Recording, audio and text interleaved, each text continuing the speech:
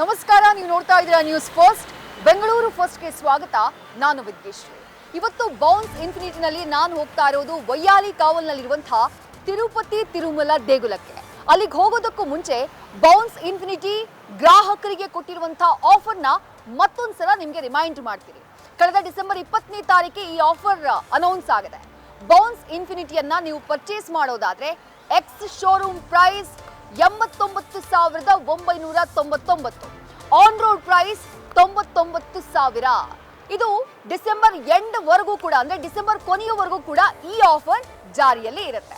ಈಗ ಬೆಂಗಳೂರಿನ top headlines. ಹೊಟ್ಟೆ ನೋವು ಅಂತ ಆಸ್ಪತ್ರೆಗೆ ಬಂದವನು ಸೇರಿದ್ದು ಕೋಮಾ.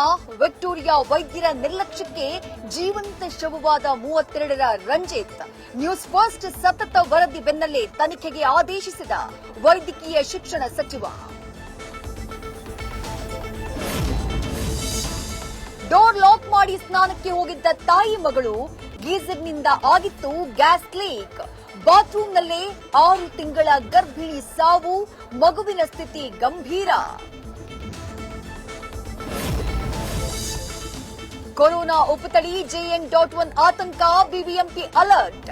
ದಿನನಿತ್ಯ ಬಿಬಿಎಂಪಿಗೆ 1,500 ಜನರಿಂದ ಟೆಸ್ಟಿಂಗ್ ಟಾರ್ಗೆಟ್.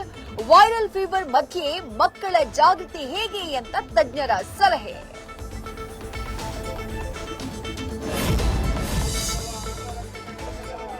ಕೋರ್ಟ್ಗೆ ವೈದ್ಯರು ಮಾಡಿಸಿದ್ರು 10,000 ಇನ್ಶೂರೆನ್ಸ್.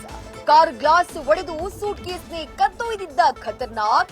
ಸೂಟ್ ಕೇಸ್ ಸಿಕ್ಕಿದ್ರು ಸಿಗಲಿಲ್ಲ ಬ್ಲೇಸರ್. ಹುಡುಕಿ ಠಾಣೆ ಮೆಟ್ಟಿಲೇರಿದ ಡಾಕ್ಟರ್.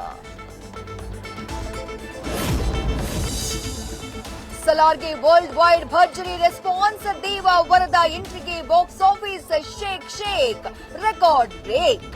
ಮೊದಲ ದಿನ ನೀಲ್ ಪ್ರಭಾಸ್ ರಣಬೇಟೆ, 178 ಕೋಟಿ ಕಲೆಕ್ಷನ್.